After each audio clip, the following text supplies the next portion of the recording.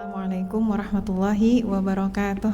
Waalaikumsalam warahmatullahi wabarakatuh. Alhamdulillahirabbil alamin. Segala puji bagi Allah Subhanahu wa taala yang sudah mengizinkan kita berkumpul di waktu yang barokah ini di rumah Allah Subhanahu wa taala, di tempat yang sangat-sangat barokah, dan juga membahas sesuatu yang kemudian mudah-mudahan juga akan membawa kita kepada hidup yang berkah insyaallah ya. Sebelumnya jazakumullah khairan katsiran untuk solihah ya dari tim Ruku yang sudah bersusah payah menghadirkan saya di sini. Mudah-mudahan untuk segala waktu, tenaga, pemikiran, pengorbanan yang sudah dikerahkan, Allah Subhanahu wa taala karuniakan sebaik-baik balasan insyaallah ya. Hari ini Teteh diminta untuk sharing-sharing berkenaan tentang waktu sebagai bukti cinta Allah. Boleh slide berikutnya? Jadi ada salah satu hadis ya. Hadis ini hadis sahih yang menunjukkan betapa luar biasanya nikmat waktu yang diberikan oleh Allah Subhanahu wa taala. Thank you. Makasih ya udah dimatiin. Dari Abu Hurairah radhiyallahu an, ia berkata Rasulullah sallallahu alaihi wasallam bersabda, Allah Subhanahu wa taala berfirman yang artinya, Aku telah mempersiapkan bagi hamba-hambaku yang saleh, yakni suatu balasan yang tidak pernah dilihat oleh mata, tidak pernah didengar oleh telinga, dan tidak pernah terlintas di dalam hati manusia. Lalu beliau sallallahu alaihi wasallam bersabda, membacakan Quran surah As-Sajdah ayat 17 ya. Yakni bacalah jika kalian mau, firman Allah Ta'ala, maka tidak seorang pun mengetahui apa yang disembunyikan untuk mereka berupa berbagai nikmat yang menjadi penyejuk pandangan mata mereka. Hadis riwayat Bukhari dan Muslim dan muttafaqun alaih. Kita membayangkan bahwa nun jauh sebelum kita lahir, Allah Subhanahu wa taala itu sudah mempersiapkan suatu tempat. Tempat ini adalah tempat yang paling indah. Paling indah di berbagai tempat dunia manapun itu, baik dunia kita yang sekarang maupun dunia yang gaib.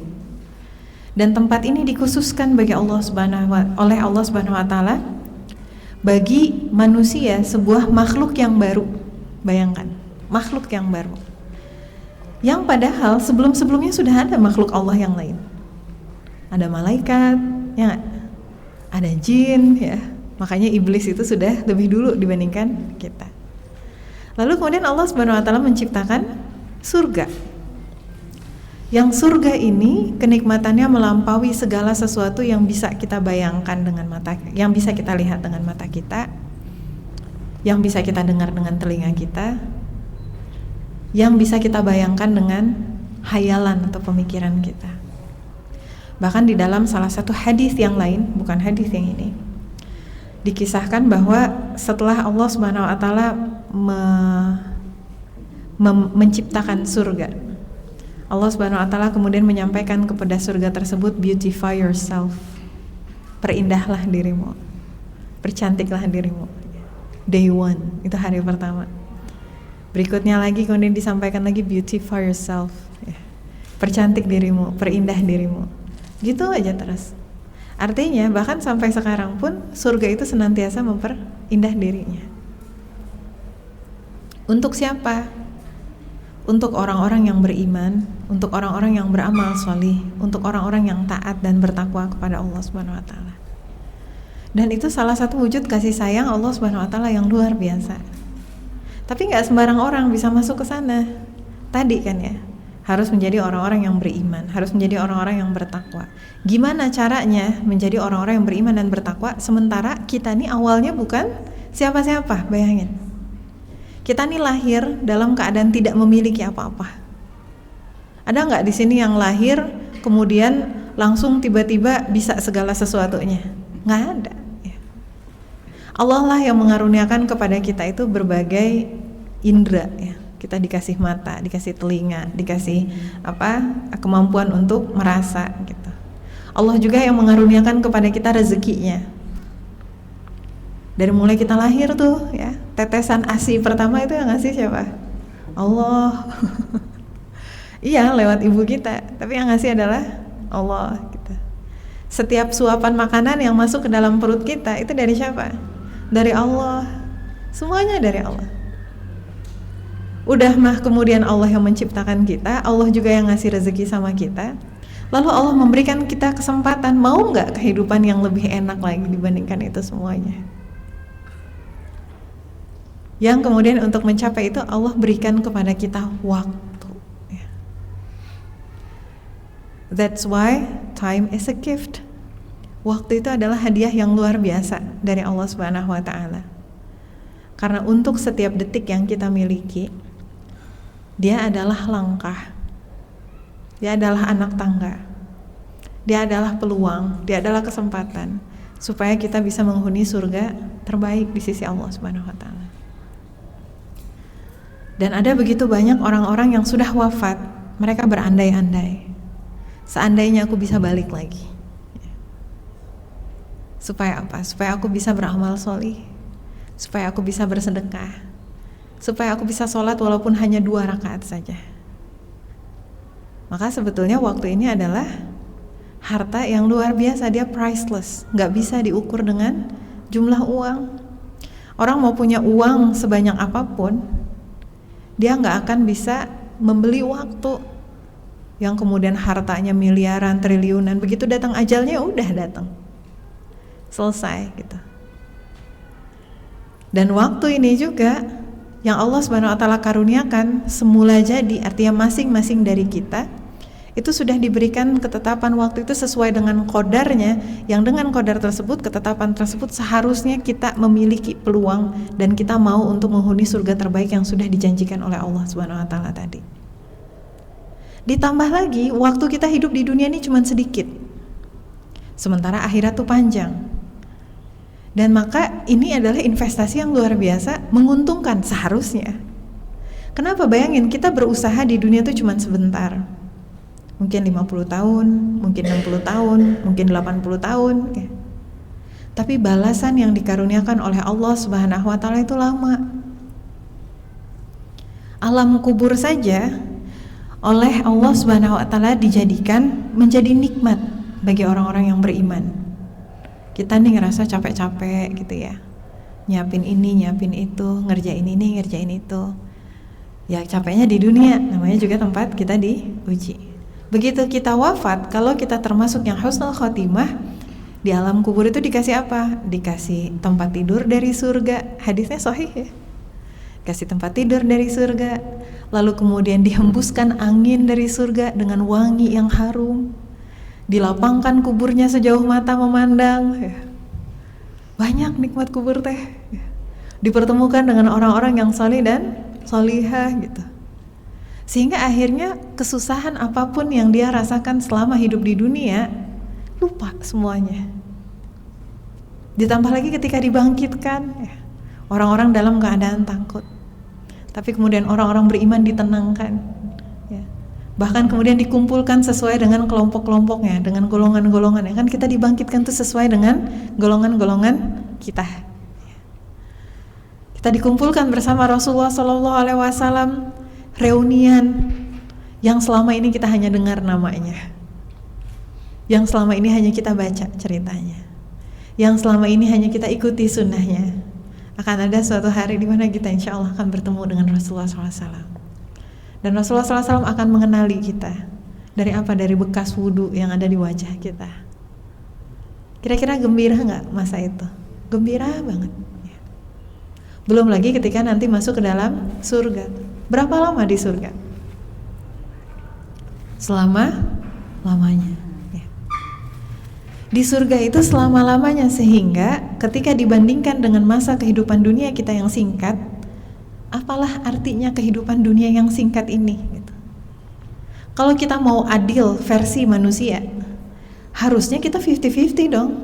Kalau 80 tahun usaha, ya 80 tahun juga balasannya. Kalau kita berusahanya 1 detik, harusnya balasannya 1 detik juga.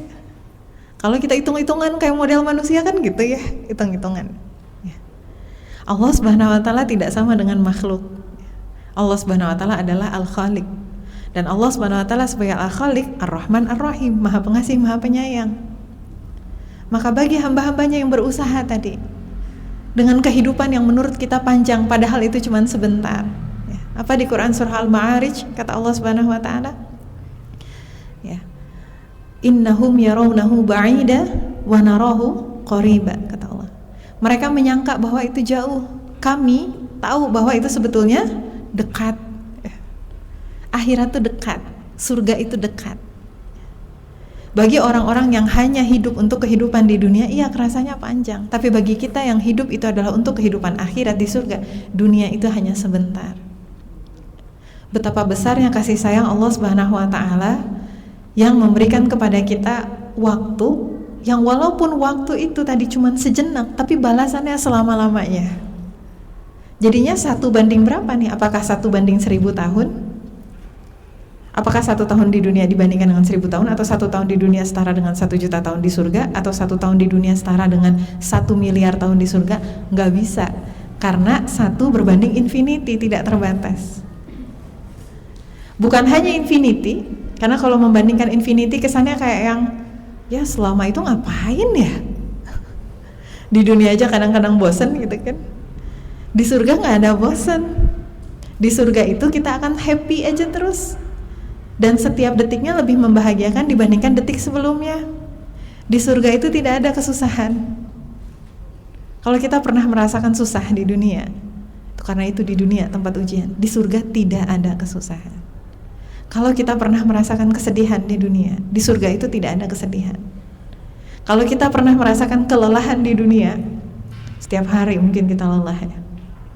Di surga tidak ada kelelahan. Kalau kita menua di dunia, di surga kita tidak pernah menua. Di surga kita itu akan selalu muda, kita akan semakin cantik, kita akan semakin kuat, kita akan semakin happy. Bahkan makanan saja semakin lama semakin nikmat. Bayangkan dalam kondisi selama-lamanya, abadan abada ya. Selama-lamanya yang kemudian orang kemudian berpikir emang bisa ya kayak gitu? Bisa, karena itu kehendak Allah Subhanahu wa taala. Dulu banget pernah ada yang kemudian bilang, dan nanti mungkin manusia akan bosan dan Allah akan memberikan lagi yang baru, mereka diuji lagi di dunia. Kata siapa? Kan nggak ada. Dalil di dalam Al-Qur'annya jelas, kita itu masuk surga udah selama-lamanya. Itu yang kemudian kita cari, itu yang kemudian menjadi motivasi, sehingga waktu yang Allah Subhanahu wa taala karuniakan kepada kita itu menjadi hadiah yang luar biasa. Adalah sebuah privilege kita yang awalnya tidak memiliki apa-apa, lalu kemudian dikaruniakan oleh Allah Subhanahu wa taala surga.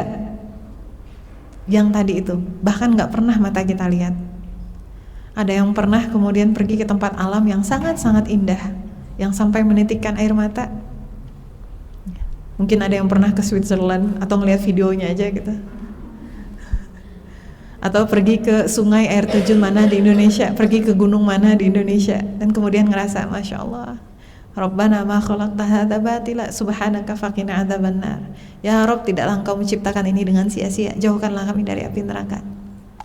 Ada rasa takjub melihat keindahan ciptaan Allah Subhanahu wa taala. Surga jauh lebih indah. Bahkan jauh lebih indah dari apa yang pernah kita bayangkan. Apa sih kenikmatan yang kita bayangkan di dunia ini? Mungkin masing-masing orang berbeda-beda. Ada yang kenikmatan versi dia adalah bisa makan sebanyak mungkin, di fine dining semahal mungkin, yang bisa jalan-jalan ke luar negeri, keluar angkasa bahkan sekarang mah. Walaupun nggak tahu di luar angkasa ngapain. Ada yang mungkin membayangkan kebahagiaannya adalah membersamai orang-orang tersayang, liburan bareng-bareng gitu.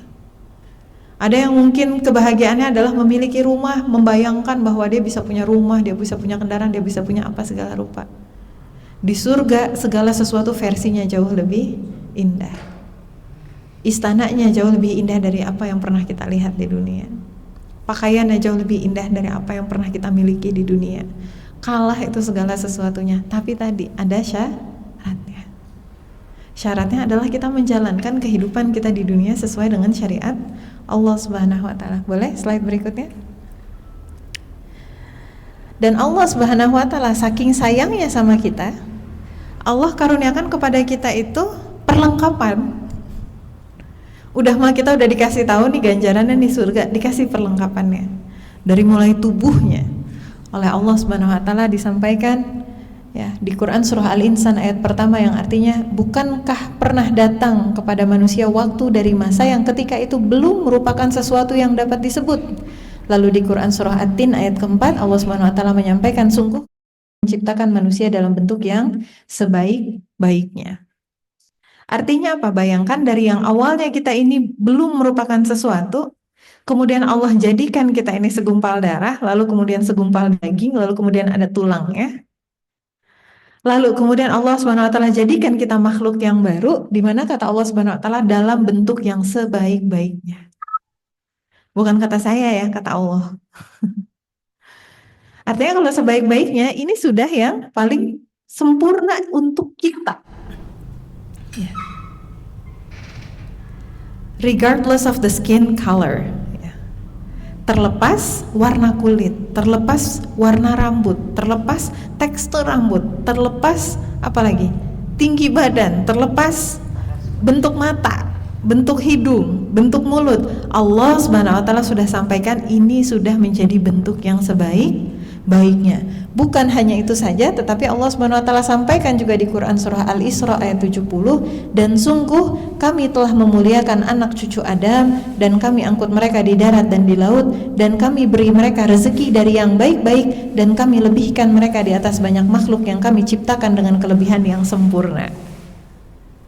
Isn't that amazing? Bagaimana kita yang awalnya bukanlah apapun, bukan sesuatu, lalu Allah ciptakan kita dengan bentuk yang sebaik-baiknya, lalu Allah muliakan kita dengan kelebihan yang lebih dari makhluk yang lain.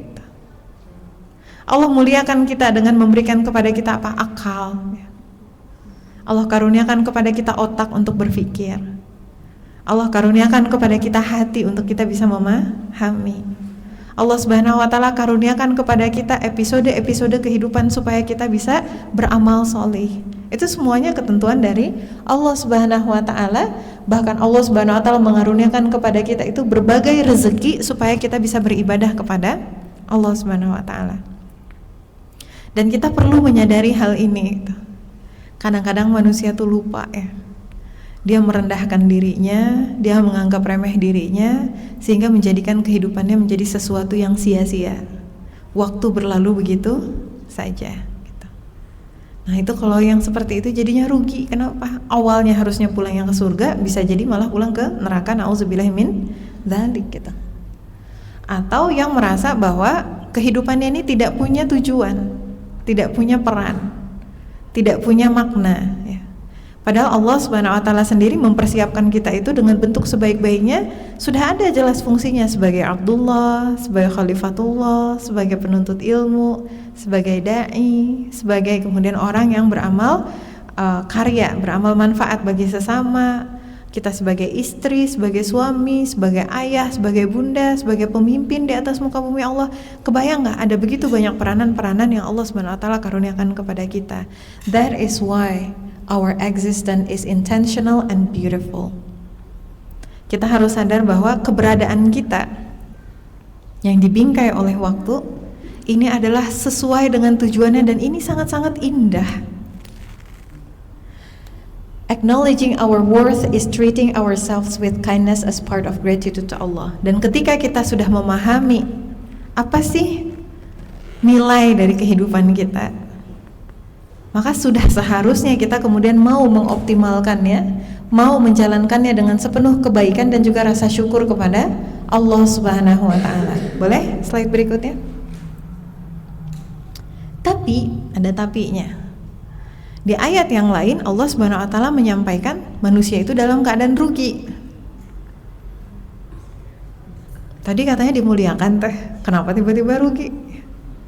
Di Quran surah Al-Asr yang kita kenal sebagai surah berkenaan tentang masa ya, Allah Subhanahu wa taala berfirman, wal 'asr, demi masa, innal insana lafi khusr, sesungguhnya manusia berada di dalam kerugian, illal ladzina amanu wa 'amilus shalihat, kecuali orang-orang yang beramal salih, yang beriman dan mengerjakan amal salih, wa tawassaw bil haqq wa tawassaw bis sabr, serta nasihat menasehati supaya mentaati kebenaran dan nasihat menasehati dalam menetapi kesabaran. Surahnya pendek banget, mungkin kita hafal dari zaman kita SD ya. but very powerful. Kenapa dia sangat-sangat powerful? Because in this surah, Allah Subhanahu wa taala summarizes the whole story. Ada yang suka baca buku cerita atau baca biografi atau baca sejarah, ya. Panjang banget ceritanya gitu ya dari awal sampai akhir. Surah Al-Asr merangkum sekian banyak cerita hanya dengan 3 ayat. Cerita apa? Cerita about success and failure in just 3 verses. Kisah tentang kesuksesan dan kegagalan hanya dari 3 ayat. Di mana kemudian time as the beginning, waktu sebagai yang memulai, loss and success as the ending, rugi dan beruntung sebagai akhir. Ngeri banget ya gitu. Ini cuma 3 ayat, tapi merangkum keseluruhan cerita kita, kisah kehidupan sekian banyak manusia, yang dimulai dengan waktu. Jadi kayak ada starting point, kayak orang kalau lomba ya, hitung mundur 10, 9, 8 terus sampai 1 mulai ya, race kita ya. Dengan berbagai cerita tadi kesimpulannya cuma 2, beruntung atau rugi. Teteh sering sampaikan di mana-mana, life is full of choices, but the afterlife has only 2. Kehidupan kita itu penuh dengan berbagai pilihan, tapi di akhirat cuma 2 pilihannya, jannah or hellfire, surga atau neraka. Maka kemudian bagaimana kita menjadikan setiap waktu, setiap langkah, setiap amal itu membawa kepada surga dan bukan kepada neraka. Kenapa kemudian demi masa? Salah satu pembahasan berkenaan tentang Quran Surah Al-Asr, kita satu-satu ya, mulai dari demi masanya dulu. Karena di hari akhir nanti, di hari akhirat, di Yaumul Hisab, ini salah satu hikmah dan tafsir di Quran Surah Al-Asr. Di hari akhirat nanti, kita itu dimintai pertanggungjawaban bukan hanya berdasarkan peran, bukan hanya berdasarkan amal. Berdasarkan amal tuh gini misalnya, sudahkah kamu melakukan ini? Sudahkah kamu melakukan itu? Itu berdasarkan amal ya. Atau berdasarkan peran, bagaimana kamu sebagai istri, bagaimana kamu sebagai mahasiswa, bagaimana kamu sebagai anak, itu akan ditanya. Tapi ada pertanyaan yang sangat mengerikan. Untuk apa engkau gunakan waktumu? Untuk apa engkau gunakan waktumu? Artinya proses hisab kita, proses kita kemudian dihitung itu bukan hanya amal tadi, tapi akan dicek satu persatu waktu kita tuh dipakai apa. Dan pemahaman berkenaan tentang ini akan mengubah perspektif kita. Itu seakan-akan parsial, terserah gue dong mau nonton film apa, yang penting kan gue dong mau pakai waktu gue buat rebahan gimana juga, yang penting kan gue udah. Seandainya semudah itu, seandainya waktu semurah itu, waktu itu mahal, ada pertanggungjawabannya. Kita akan dihisap masing-masing waktu ini dipergunakan untuk apa. Setiap detik ini akan menjadi saksi di hadapan Allah Subhanahu wa ta'ala. Dan di hari akhir yang menjadi saksi itu kan bukan hanya kita, tapi mata kita, telinga kita. Mata, telinga, masih kedengeran nggak? Mata, telinga, tangan, ya, kaki.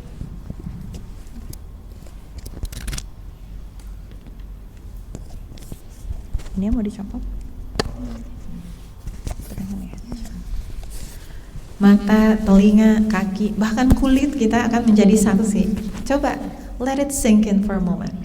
Coba kita kemudian merenung sedikit. Bukan hanya itu saja, tetapi Allah Subhanahu wa taala juga menyampaikan bahwa bumi akan menyampaikan beritanya. Apa maksudnya bumi akan menyampaikan beritanya? Bumi pun akan menjadi saksi. Petak bumi yang kita pijak ini, dia akan menjadi saksi di hari akhir. Nggak ada yang terlewat, nggak ada tempat untuk kita kabur. Sehingga kemudian kita perlu sekali untuk mengingat bahwa oh iya ya, waktu yang aku miliki ini bukan milikku. Waktu yang aku miliki ini adalah titipan dari Allah Subhanahu wa taala yang seharusnya dipergunakan untuk 4 hal ini. Sehingga tolak ukur kita sebagai seorang muslim, sebagai seorang mukmin, sebagai seorang muttaqin memang berbeda dengan manusia biasa. Ya. Contoh ya, ketika kita menghabiskan waktu untuk nonton film percintaan, apalah filmnya, saya nggak tahu film yang lagi ngetren apa. Ya. Oh ada tahu, waktu itu katanya sempat rame film sore katanya. Apa sih yang salah dengan film sore? Ya. Bagi kita para mukmin, kita tahu bahwa yang beradegan di sana itu muhrim nggak? Oh enggak. Adegan-adegannya sebetulnya dibolehkan nggak? Enggak. Bayangkan kalau Rasulullah SAW hidup di zaman sekarang, kira-kira bakal nonton film sore nggak? Masuk nggak dalam kategori iman? Masuk nggak dalam kategori amal solih? Masuk nggak dalam kategori 3 dan 4 ini? Drakor, ya, drama-drama Korea yang beredaran di sana. Coba aja tanya, masuk nggak masuk 4 kategori ini? Ya. Walaupun udah sholat, walaupun udah baca Al-Quran, walaupun udah ini, karena yang dihisab adalah waktunya dipakai buat apa. Ya. Dan godaan di zaman kita ini luar biasa ya. Kalau dulu kan katanya orang tuh nonton cuma bisanya di TV ya. Kalau sekarang udah ada streaming service. Di streaming service orang bisa nonton terus aja nggak berhenti-berhenti, ya nggak? Bukan Netflix, bukan HBO, bukan ini itu dan sebagainya, nggak berhenti-berhenti. Ada lagi gitu ya. Akhirnya waktu yang seharusnya dipergunakan untuk amal solih terbuang buat hal yang sia-sia tadi. Gitu. Sudah mah berkurang amal kebaikannya, timbangan amal kebaikannya. Bertambah pula amal keburukannya karena betapa banyak kemudian kemaksiatan yang ada di dalam situ gitu ya. Betapa banyak film-film sekarang ada adegan kissing, bener nggak? Ya. Dulu adegan kissing itu sesuatu yang nggak boleh loh gitu. Ini bukan ngomongin film sore aja, maksudnya banyak film-film yang lain. Kita ngomongin film-film yang lain aja gitu ya. Bahkan bukan hanya adegan kissing tapi kemudian adegan ranjang, nauzubillah min dzalik. Itu kan perkara-perkara yang sangat-sangat diharamkan di dalam Islam. Lalu betapa banyak kaum muslimin tuh biasa-biasa aja nonton itu gitu. Tidak merasa bahwa itu sesuatu yang salah. Kebayang gak? Musik gitu misalnya, banyak musik yang bagus ya, nasyid ya. Zikir-zikir yang dijadikan nasyid ya. Atau sekedar instrumental biasa cuma buat fokus dan sebagainya ya, mubah saja hukumnya gitu ya. Tapi betapa banyak musik-musik yang sebetulnya isinya mengajak kepada keburukan. Isi tentang percintaan yang tidak halal lah, apalah segala rupa ya. Dan telinga nanti akan dimintai gak pertanggungjawabannya? Dimintai pertanggungjawabannya. Jadi setiap waktu itu kayak modal kehidupan kita dan nanti akan diperintahi pertanggungjawabannya. Ini setiap waktu ini dipakainya buat apa? Dan bahkan bukan hanya amal yang tampak yang nanti akan juga dihisab, tetapi juga yang tersembunyi di dalam hati. Contohnya apa? Iri hati, hasad, suudzon, nggak kelihatan tuh, ya. Tapi menjadi dosa di sisi Allah Subhanahu Wa Taala. Amal apa lagi ya, yang kemudian akan merusak amal-amal kita? Sombong, ya. Ujub, ngerasa takjub, ngerasa dirinya lebih baik, ngerasa dirinya paling keren, ngerasa dirinya paling solih, paling solihah, gitu ya. Kalau orang yang mau hijrah, belum hijrah nih, mau hijrah, digodanya kan dengan kemaksiatan. Orang yang sudah hijrah, sudah rajin nih baca Al-Quran, apalagi nih teman-teman di ruku ya, mungkin udah rajin ngafalin Al-Quran. Setan ngegodanya caranya beda, ngegodanya dengan cara menjadikan dia takjub sama dirinya. Lihat nih, gue solihah juga ya. Ngelihat teman gitu misalnya yang lagi cerita, ya gue susah banget nih mau baca Al-Quran tiap hari. Dalam hati muncul rasa, oh ya ternyata gue lebih baik dari dia, gue bisa nih baca Quran tiap hari gitu.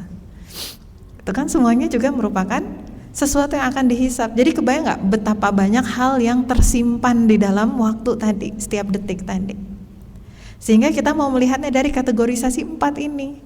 Yang pertama iman dulu gitu. Bersyukurlah ketika kita kemudian saat ini oleh Allah Subhanahu Wa Taala dikaruniakan kenikmatan iman. Betapa banyak orang yang bersusah payah dalam kehidupannya, tapi dia tidak beriman kepada Allah Subhanahu wa taala. Maka ketika nanti berhadapan dengan Allah, segala amal-amalnya selama di dunia itu hilang seperti debu, nggak ada nilainya. Karena dia mengerjakan amal-amal itu bukan karena Allah Subhanahu wa taala, bukan atas dasar keimanan kepada Allah Subhanahu wa taala. Tapi keimanan itu bukan hanya yang tersimpan diyakini oleh hati, bukan hanya yang diucapkan oleh lisan, tapi harus diwujudkan dalam amal sholih. Maka kalau ditanya gimana caranya kita menjadikan waktu ini sebagai hadiah dari Allah Subhanahu wa taala, rangkumannya adalah ini tadi. Bagaimana kita mengisinya dengan amal sholih. Baik amal-amal yang tampak maupun amal-amal yang tersembunyi. Baik amal-amal ibadah yang ritual maupun amal-amal ibadah yang sifatnya itu sesama manusia. Baik amal-amal yang kita lakukan secara fisik maupun amal-amal yang tersimpan di dalam hati. Dari mulai kita bangun tidur sampai ketika kita ketidur lagi, kita bisa menjadikan itu sebagai amal solih loh gitu. Bahkan kemudian kita bisa juga menjadikan waktu itu sebagai semacam payroll yang berputar terus. Gimana caranya? Dengan menjaga amalan-amalan hati di dalam hati kita. Contoh ya, orang-orang yang memiliki kesabaran dalam dirinya. Manusia punya kecenderungan gak suka kalau diuji dengan kesulitan, gak suka diuji dengan kesedihan, gak suka diuji dengan sesuatu yang memberatkan bagi dirinya. Tapi Allah Subhanahu wa taala menyampaikan wabasyiris shabirin, beritakanlah kabar gembira kepada orang-orang yang sabar. Kok orang yang lagi susah malah dikasih kabar gembira? Oh ternyata kata Allah Subhanahu wa taala di Quran surah Az-Zumar ayat 10, hanya orang-orang yang bersabarlah yang disempurnakan pahalanya tanpa batas.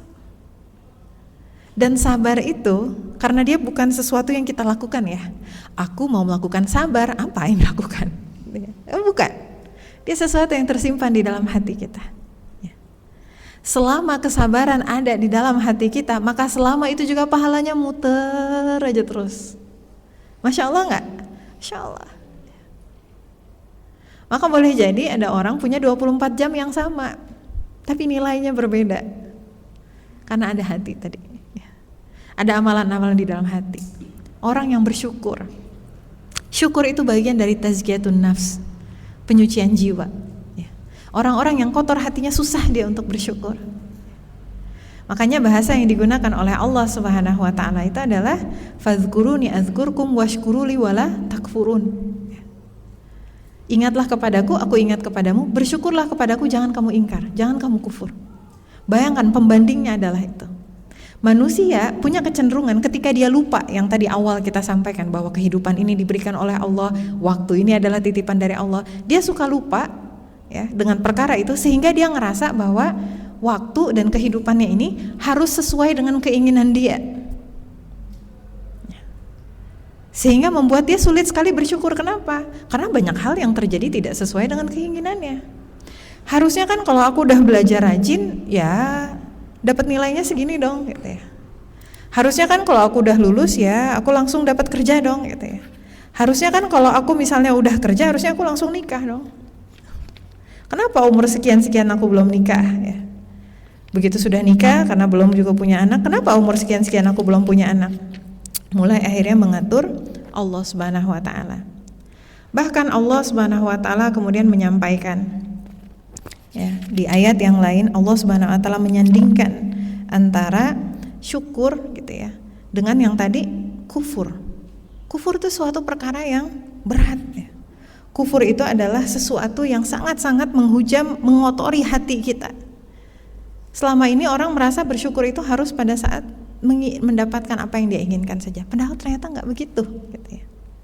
Syukur itu adalah bentuk ketaatan, bentuk kita meyakini dan menyadari bahwa oh ya hidup ini adalah karunia Allah, maka bukan tugas saya untuk ngatur-ngatur hidup saya itu harus gimana.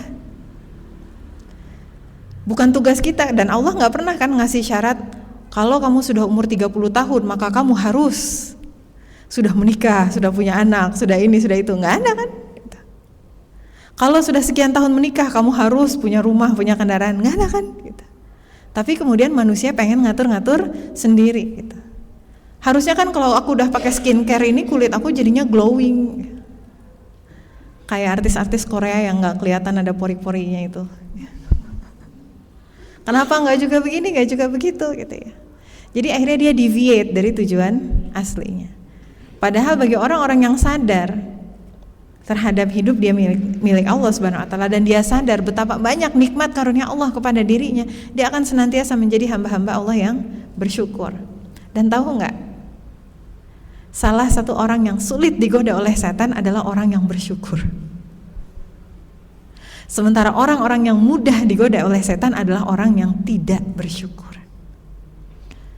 Makanya kan setan menyampaikan kepada Allah Subhanahu wa taala, ngasih ancaman gitu ya. Aku akan menggoda ya keturunan Adam, dan engkau akan melihat banyak di antara mereka yang tidak bersyukur. Makanya dengan sekian banyak kenikmatan yang Allah karuniakan kepada hamba-hambanya, setan ngebisikin terus. Kamu pikir rumah kamu bagus, coba lihat tuh rumah teman kamu. Kamu pikir prestasi kamu bagus, coba tuh lihat prestasi si Teteh Anu. Kamu pikir anak kamu teh baik, coba lihat tuh anaknya ini itu. Mau pokoknya semuanya dibandingin gitu ya. Kamu pikir suami kamu baik, coba denger dulu cerita tentang suami orang. Akhirnya susah sekali untuk bersyukur. Padahal ketika kita mensyukuri nikmat-nikmat Allah Subhanahu wa taala, apa salah satunya? Maka kemudian Allah Subhanahu wa taala akan mengaruniakan kepada kita pahala yang berterusan, tidak henti-hentinya. Yang dengan pahala-pahala tersebut, maka Allah Subhanahu wa taala tinggikan derajat kita di surganya. Dan syukur tadi butuh waktu yang banyak enggak, dia tersimpan di dalam hati. Bisa kemudian sembari kita melakukan perkara yang lain. Sebaliknya tadi, kalau terjerumus kepada penyakit, orang yang hasad misalnya. Orang yang tidak bersyukur dia mudah untuk hasad.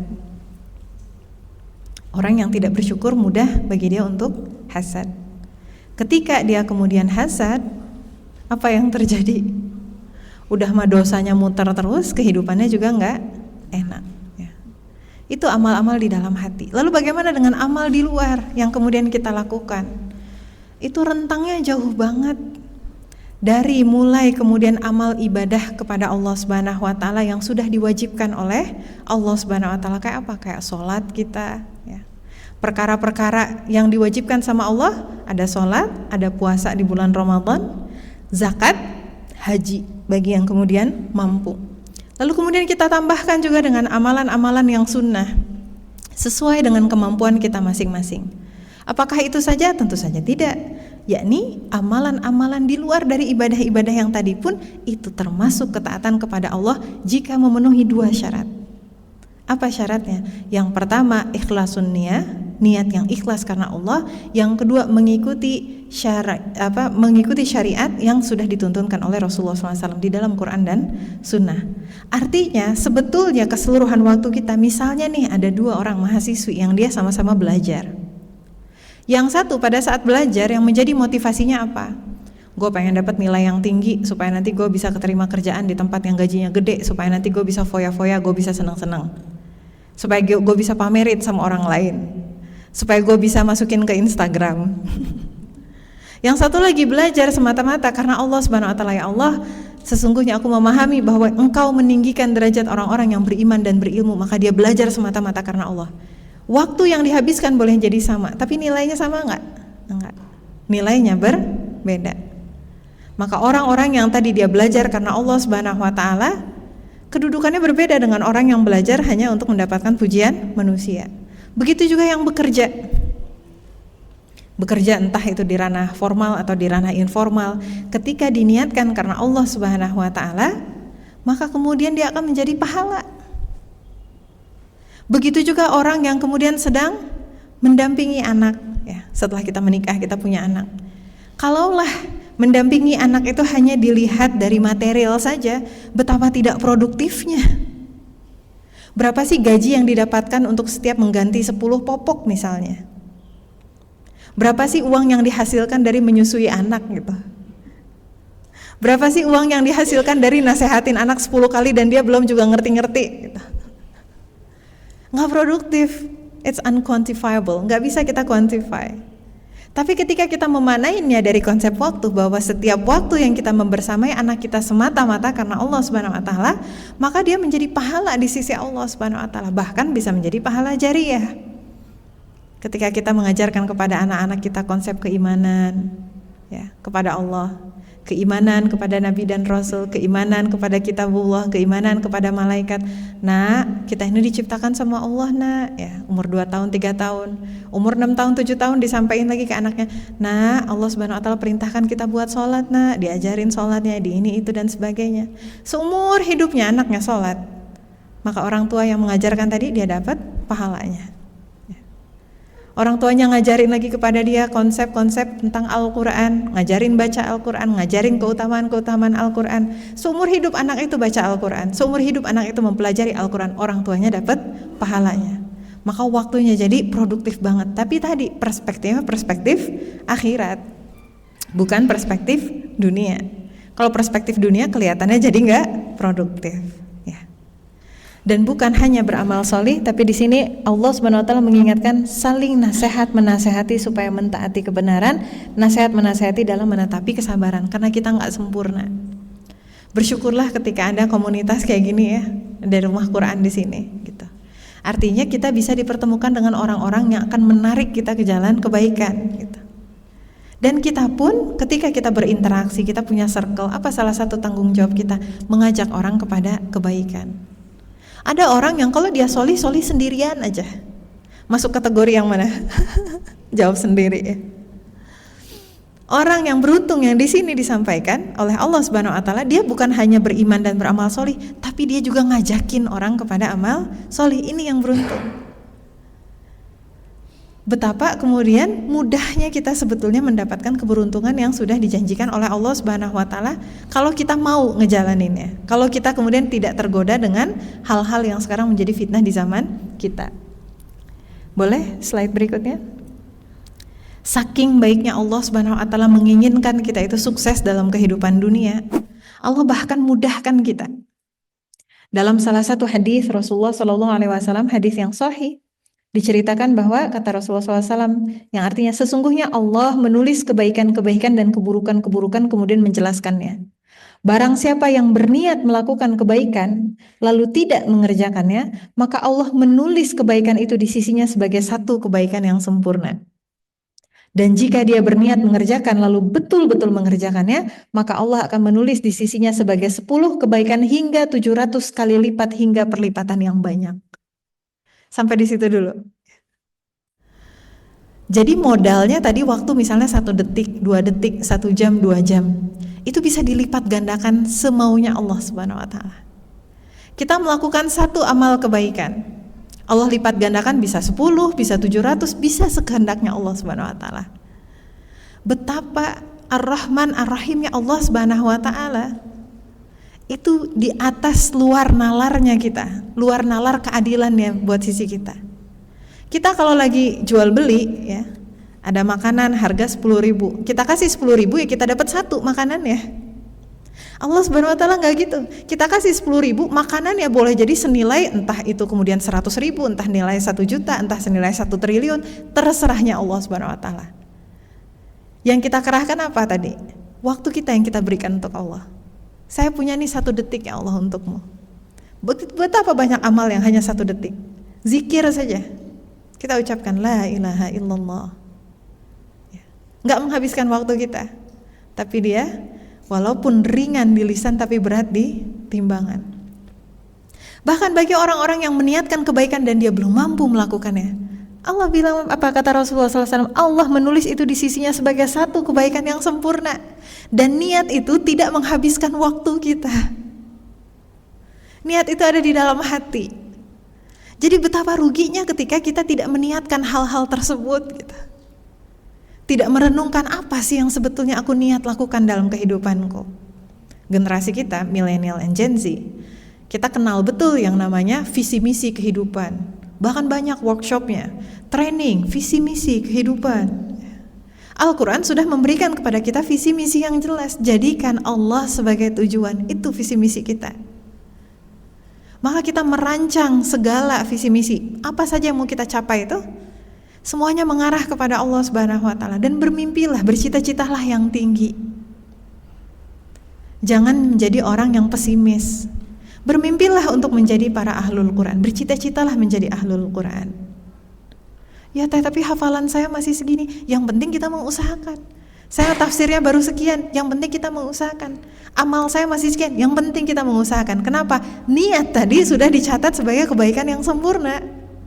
Ya. Sehingga ketika misalnya kita wafat dalam keadaan kita belum menjadi ahlul Quran, kualitas kita bukan ahlul Quran, tapi ternyata selama kita hidup kita meniatkan menjadi ahlul Quran, maka itu sudah ditulis sebagai pahala sempurna di sisi Allah Subhanahu wa taala. Betapa meruginya kalau misalnya niat pun enggak. Padahal niat itu gratis, benar enggak? Niat itu gratis. Bercita-citalah untuk kemudian apa? Mau bisa tahajud setiap malam. Walaupun misalnya hari ini sholat subuh aja susah, tapi cita-citakan saja dulu. Ya Allah, aku ingin sekali bisa tahajud setiap malam sebagaimana Rasulullah SAW. Mulainya bisa bertahap ya, pelan-pelan gitu ya. Sholat subuhnya dulu dirapihkan. Nanti sholat subuhnya sudah rapi, sholat subuh di awal waktu. Udah sholat subuh di awal waktu, nanti bangun 15 menit lebih awal ya. Mungkin selang-seling, nanti lama-lama insya Allah bisa juga. Tapi cita-citakan dulu gitu. Karena apa? Karena ketika kita mencita-citakan, ketika kita meniatkan sudah dicatatkan. Dan itu salah satu kasih sayang Allah Subhanahu wa taala yang luar biasa kepada kita. Bagaimana Allah Subhanahu wa taala mengaruniakan kepada kita begitu banyak peluang supaya kita bisa menghuni surganya. Punya cita-cita apa?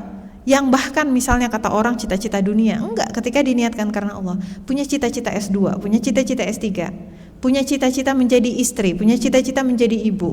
Walaupun jodohnya belum datang, niatkan aja dulu gitu. Saya ingin menjadi istri yang seperti ini, saya ingin menjadi ibu yang seperti ini. Saya ingin kuliah S2 supaya bisa. Saya ingin kuliah S3 supaya bisa. Niatkan dulu. Ketika niat itu kuat ya, maka kemudian langkah-langkahnya pun akan mengikuti.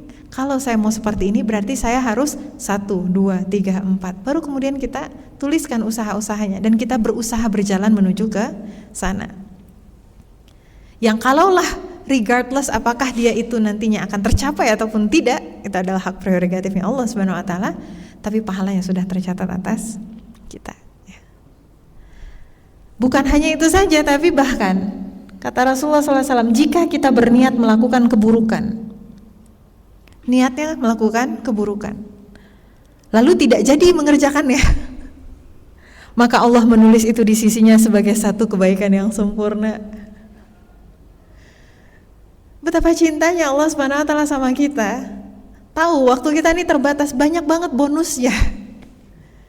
Bayangkan kita niat melakukan keburukan, terus kita nggak jadi melakukan itu, sama Allah dicatat sebagai kebaikan yang sempurna. Can you even imagine how kind Allah Subhanahu wa taala with us? Tapi jangan disengajain kata teh karena dapat pahala niatin melakukan keburukan gitu ya. Jangan gitu ya. Don't take it out of context. Dan even bahkan kalaulah berniat melakukan keburukan lalu betul-betul mengerjakannya, maka Allah menulis itu hanya satu keburukan saja. Ini kalau orang manusia berdagang pakai sistem kayak gini rugi dia. Tapi Allah Subhanahu wa taala Maha Kaya. Allah Subhanahu wa taala Maha Kuasa. Allah Subhanahu wa taala Maha Pengasih, Maha Penyayang. Allah menginginkan kita masuk ke dalam surganya melampaui kita menginginkan diri kita sendiri masuk ke dalam surganya. Allah membenci kita masuk ke dalam neraka melampaui kebencian kita masuk ke dalam neraka. Sehingga waktu yang tadi masing-masing kita punya 24 jam sehari boleh jadi value-nya berbeda. Karena ada keberkahan niat di sini, ada keberkahan amal di sini. Boleh slide berikutnya? Tinggal kemudian salah satunya adalah bagaimana kita membersihkan kehidupan kita dari pencuri waktu. Apa pencuri waktu? Waktu yang tadi menjadi modal berharga bagi kita diambil ya. Dan tidak bisa lagi kita pergunakan, tidak bisa kita capitalize, tidak bisa kita kapitalisasikan menjadi pahala-pahala. Apa pencuri waktu nih? Di Quran surah Al-Mu'minun 1-3. Yang artinya sungguh beruntung orang-orang yang beriman, yaitu orang-orang yang khusyuk di dalam sholatnya dan yang meninggalkan perkataan dan perbuatan tak berguna. Bahasanya adalah wa'anil lagwi mu'ridun. Mereka yang meninggalkan segala sesuatu yang tidak berfaedah. Bahkan di hadis Rasulullah SAW menyampaikan, di antara kebaikan Islam seseorang adalah meninggalkan hal yang tidak bermanfaat baginya. Inilah pencuri waktu. Waktu kita dicuri, akhirnya kita kekurangan waktu tersebut untuk beramal solih yang tadi. 24 jam itu kan sebetulnya banyak. Tapi betapa banyak di generasi kita yang bilang, susah ya mau tilawah 1 juz sehari gitu. Ya kenapa sibuk ya? Yang masih kuliah, iya sibuk, banyak tugas, banyak rapat. Yang udah kerja, iya nih kerjaan numpuk. Yang udah nikah, udah punya anak, iya nih anak saya, ini dan sebagainya. Padahal begitu kita buka sosmednya, bukan kita buka sosmednya, dia buka sosmednya sendiri. Pas ngeliat time spend-nya, oh ternyata lama juga di sosmednya gitu ya. Sosmed yang awalnya cuma scrolling, gak taunya jadi 15 menit, gak taunya jadi 1 jam. Terus nyari excuse lagi kan, ya tapi kan ngedengerin kajian teh. Mana yang lebih mulia, kalamullah atau kalam teh Karin gitu. Nah, kalamullah lebih mulia gitu ya. Jangan sampai akhirnya double standar gitu. Untuk zikir pagi dan petang gak ada waktu gitu ya. Padahal zikir pagi dan petang itu kan sederhana. Bisa kita mulai dari 33 tasbih, 33 tahmid, 33 takbir ya. Boleh jadi lebih lama di sosmed tadi, lebih lama scrolling daripada zikir kepada Allah Subhanahu wa taala. Ya. Giliran zikir nggak bisa, kalau scrolling bisa gitu. Giliran tilawah Al-Qur'an nggak bisa, tapi nonton bisa. Kan katanya kalau drama-drama atau film-film TV series kayak gitu kan panjang ya episodenya, bisa berepisode-episode gitu ya. Kebayang kalau itu dikonversikan kepada menuntut ilmu beribadah kepada Allah Subhanahu wa taala. Tahun 2025 udah keluar nih ya, katanya millennial and Gen Z di Indonesia itu menghabiskan waktu rata-rata 3 sampai 6 jam di internet. Mudah-mudahan kita tidak termasuk di antaranya ya. Kecuali yang memang kerjanya di situ. Ya bikin konten kajian dan sebagainya otomatis harus on di sana. Ini bicara tentang yang mencari hiburan-hiburan tadi.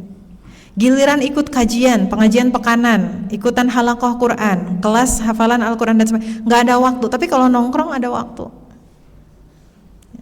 Untuk pergi ke bioskop ada waktu. Untuk jalan-jalan ngalor ngidul ada waktu. Untuk nonton konser ada waktu. Untuk mager memandang langit-langit sambil berpikir kenapa hidup saya seperti ini ada waktu. Ya. Tapi giliran kemudian tadi nggak ada waktu. Padahal ketika kita beribadah kepada Allah Subhanahu wa taala tidak ada yang kita dapatkan kecuali kebaikan. Nggak usah takut. Nggak ada kemudian mahasiswa yang cerita, ya IPK ku jadi jelek kenapa? Kebanyakan tilawah. Nggak pernah kan? Iya nih anak saya jadi nakal kenapa? Kebanyakan zikir. Kenapa kamu kok kayaknya stres banget kebanyakan tahajud? Nggak ada. Sholat kita, zikrullah kita, aktivitas Al-Quran kita hanya membawa keberkahan dalam kehidupan kita.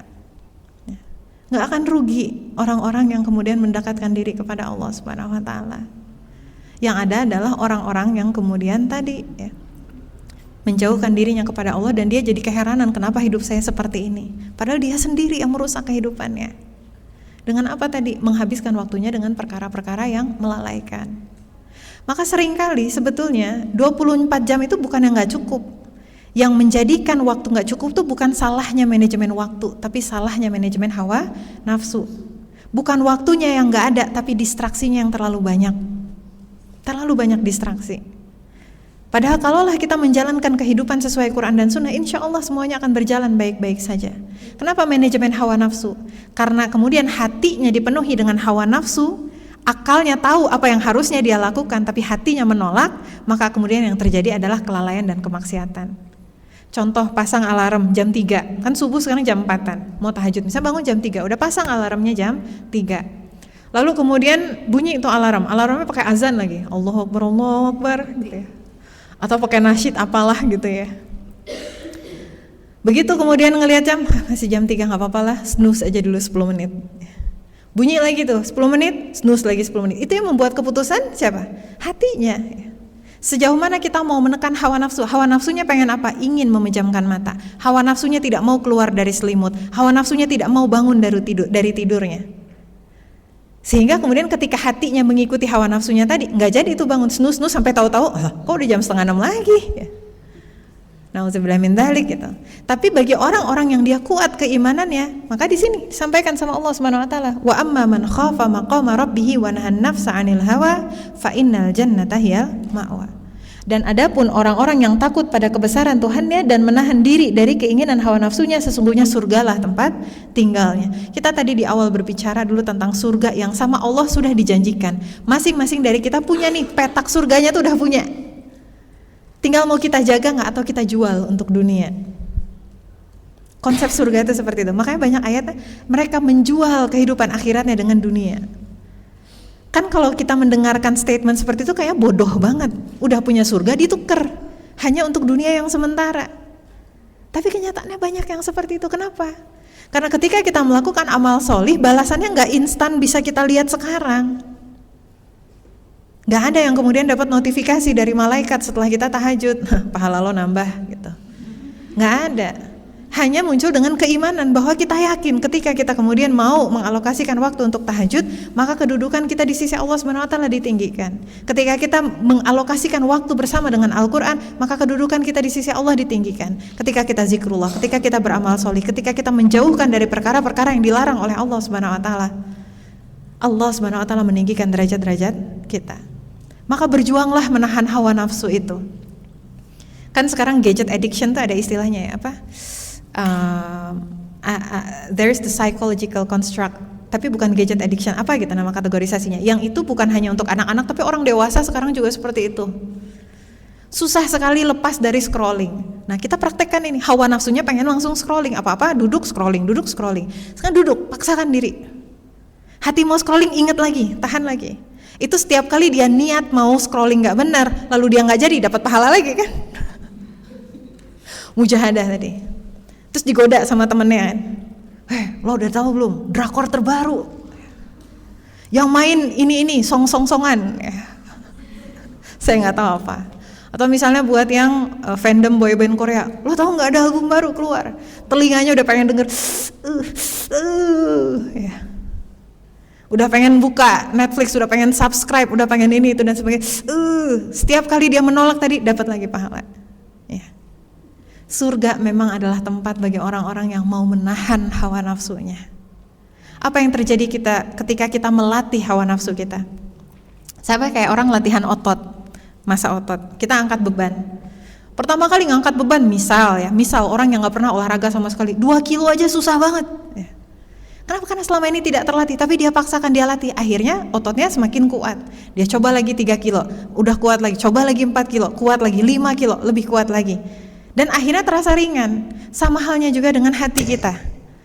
Kita tadi ada hawa nafsunya. Hawa nafsunya ngajak kepada keburukan. Kita latih ditekan. Lama-lama keinginan hawa nafsunya adalah keinginan yang baik.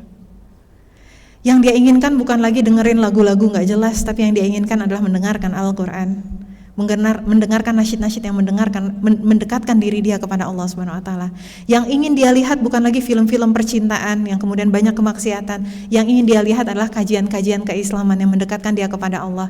Atau misalnya kayak tayangan-tayangan yang menambah ilmu pengetahuannya. Yang dia baca bukan lagi novel-novel, komik-komik ya, manga-manga dan sebagainya, bukan. Tapi kemudian tafsir misalnya yang kemudian dia baca. Kenapa? Karena hawa nafsunya tadi sudah berubah. Dan ini kita aplikasikan dalam kehidupan yang lain, termasuk kayak hawa nafsu makan ya.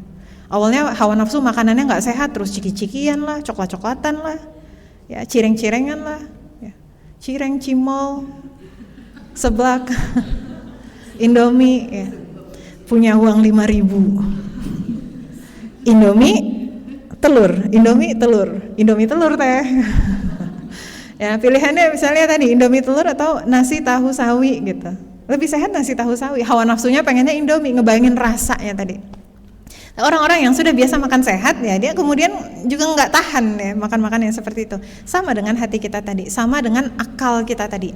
Orang yang biasa belajar, ketika kemudian dihentikan belajarnya, ngerasa nggak nyaman dia pengen belajar sesuatu yang lain. Ya.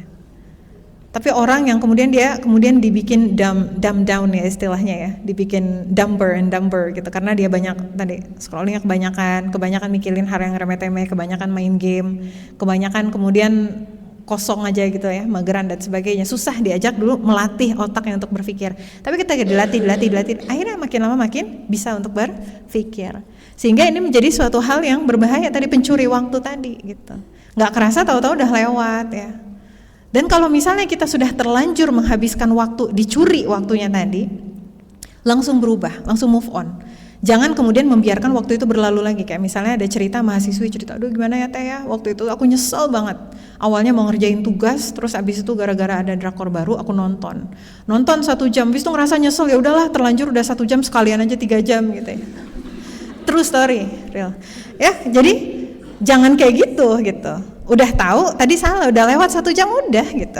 Segera bertaubat kepada Allah Subhanahu wa taala, segera istighfar, langsung move on. Tadi mau ngerjain apa? Ngerjain tugas, udah kerjain tugas. Gitu. Jadi kita pun harus cepat move on. Boleh slide berikutnya? Nah, untuk kemudian bisa mengoptimalkan waktu kita, salah satu kriterianya adalah kita ini berpindah dari satu amal solih kepada amal solih berikutnya sebagaimana yang Allah Subhanahu wa taala sampaikan di Quran surah Al-Insyirah. Di Quran surah Al-Insyirah Allah Subhanahu wa taala sampaikan yang artinya, dan orang-orang yang berjihad bersungguh-sungguh mencari maka apabila engkau telah selesai dari suatu urusan, tetaplah bekerja keras untuk urusan yang lain dan hanya kepada Tuhanmu lah engkau berharap. Faida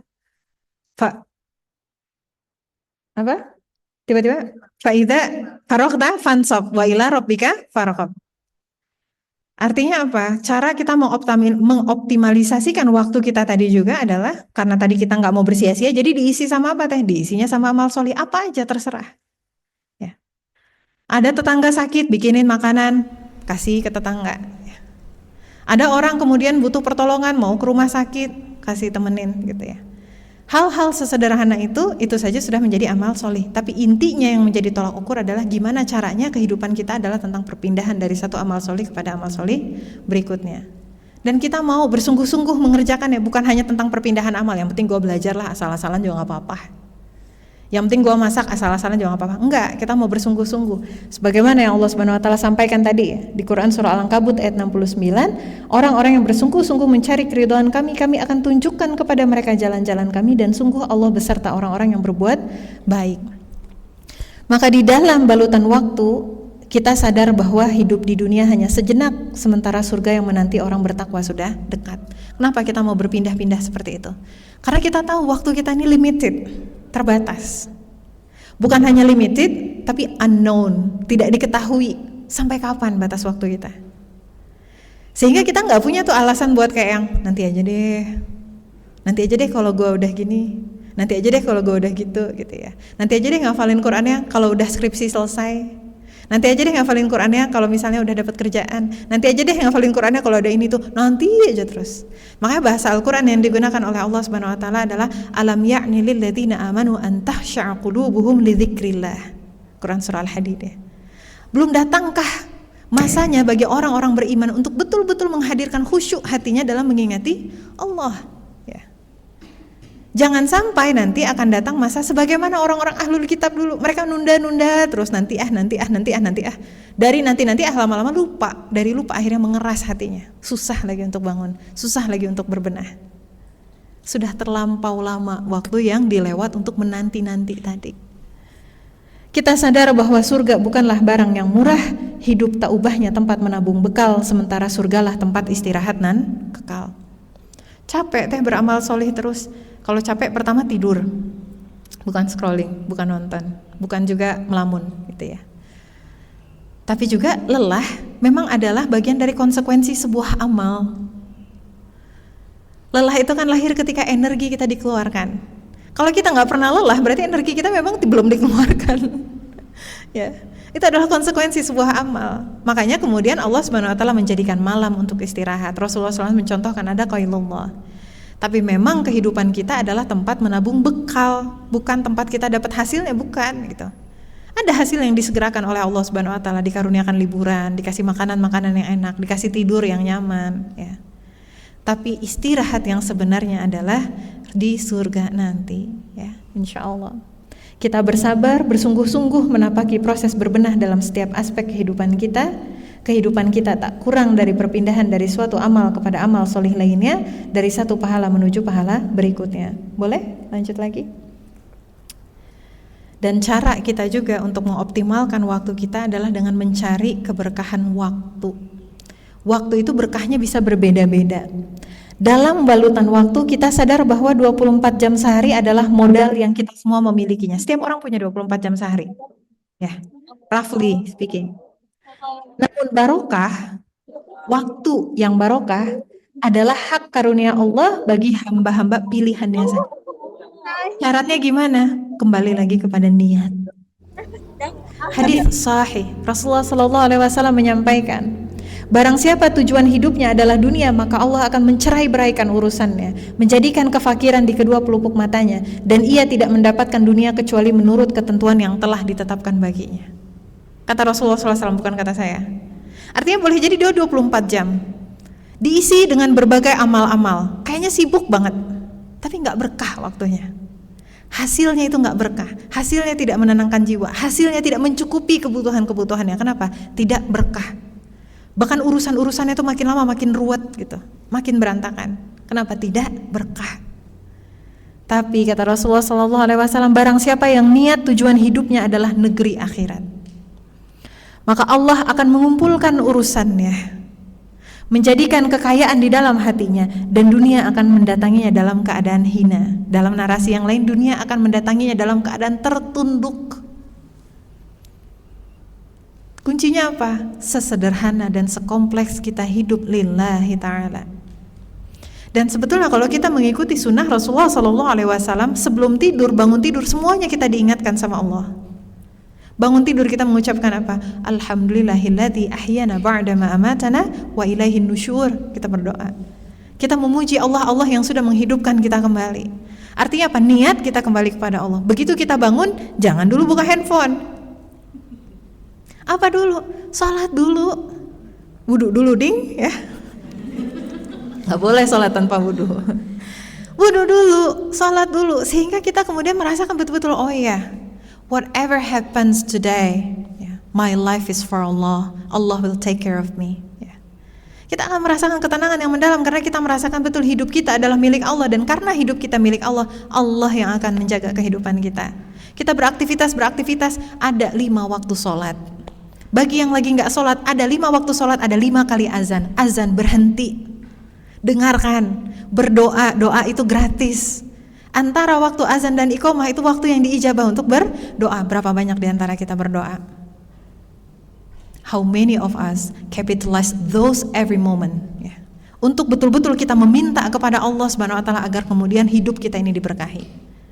Banyak di antara kaum muslimin azan gitu. Iya. Seakan-akan itu hanyalah angin lalu, kayak orang teriak-teriak pakai toa. Nggak penting, padahal itu adalah panggilan dari Allah. Untuk setiap panggilan ada hak bagi dia untuk kita jawab, walaupun sunnah. Dan antara keduanya ada waktu yang diijabah untuk berdoa. Berdoalah. Jangan sampai giliran kita lagi butuh sesuatu, curhat sama teman bisa 3 jam. iya gue juga gitu, iya. Akhirnya sedih sama-sama. Ya. Giliran curhat sama Allah, pelit banget. Amin, selesai. Padahal yang mampu mengubah kehidupan kita hanyalah Allah Subhanahu wa taala. Di sini Allah Subhanahu wa taala sampaikan, kalaulah niat kita untuk kehidupan akhirat, untuk mendapatkan keridhaan Allah Subhanahu wa taala, Allah yang akan mengatur segala urusan-urusan kita. Dan Allah akan menjadikan di dalam hati kita itu perasaan apa?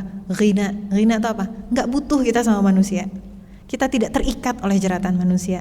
Kita tidak terpaku dengan pandangan-pandangan manusia, sehingga kita menjadi orang yang merdeka. Berapa banyak manusia yang diperbudak oleh manusia yang lainnya? Kenapa? Dia mengambil keputusan berdasarkan pandangan orang lain. Tanpa dia sadari, dia memperbudak dirinya dengan orang lain, oleh orang lain. Kira-kira cocok gak ya pakai baju ini? Tapi nanti apa kata orang ya? Kalau saya menutup hijab sempurna, nanti apa kata orang ya? Kalau saya gak ngerokok, apa ya kata orang? Kalau saya gak tahu film ini, apa ya kata orang? Kalau saya gak tahu lagu ini, apa ya kata orang? Kalau saya begini begitu, apa ya kata orang? Semuanya ya kata orang. Padahal di hari akhirat nanti bukan tentang kata orang, tapi tentang kata Allah. Bayangkan. Maka orang-orang yang seperti ini, yang tadi ya, tujuan hidupnya adalah akhirat, waktunya akan barokah. Kenapa? Karena tadi sama Allah diurusin semuanya. Kehidupannya mengalir dengan sangat baik. Keputusan-keputusan yang diambil adalah keputusan-keputusan yang terbaik. Boleh slide berikutnya? Dan salah satu hadiah yang terbesar dari Allah Subhanahu wa ta'ala, waktu, artinya kita masih hidup. Hidup artinya Allah Subhanahu wa ta'ala pintu rahmatnya bagi kita bertaubat di sisinya.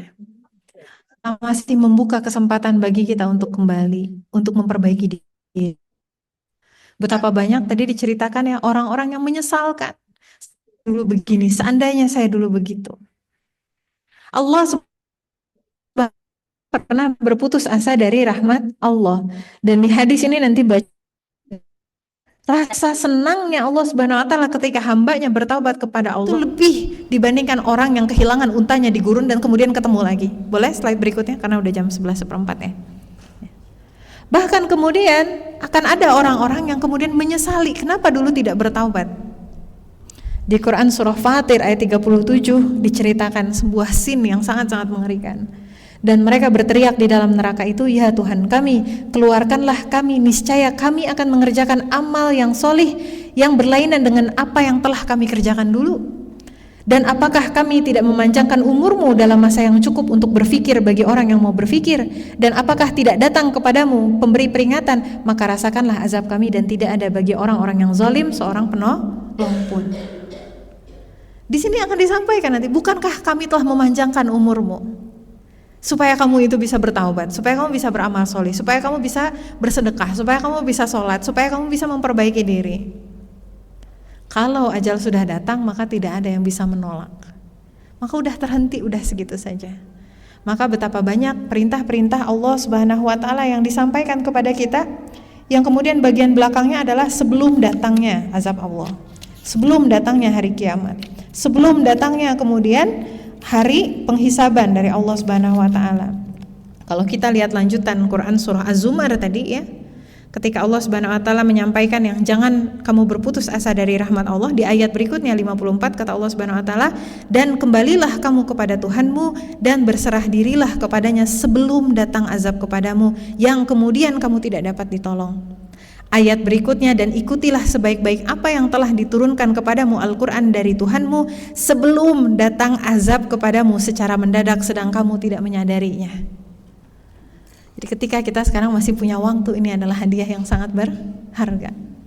Yang dengan waktu ini ada begitu banyak kesempatan, ada begitu banyak peluang untuk kita bisa beramal soleh dan meninggikan kedudukan kita di surga. Boleh slide berikutnya? Sehingga akhirnya dengan apa yang tadi sudah disampaikan, fabi ayyi ala'i rabbikuma tukadziban. Nikmat Allah yang mana lagi yang kemudian kita dustakan?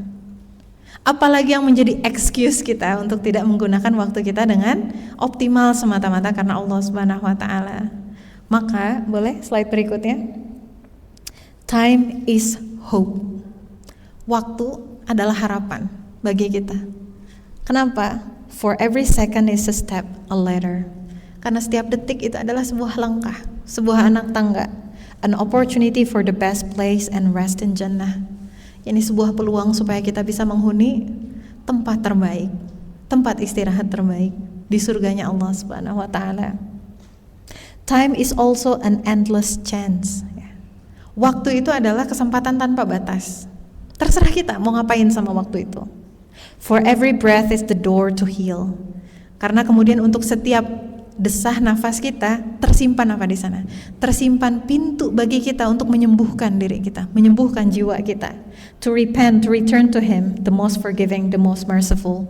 Supaya kita bisa bertaubat kepada Allah, kita bisa kembali kepada Allah yang Maha Pengampun, Maha Penyayang. But time is also a test. Waktu juga merupakan ujian. Betrayal brings blessings turn into loss.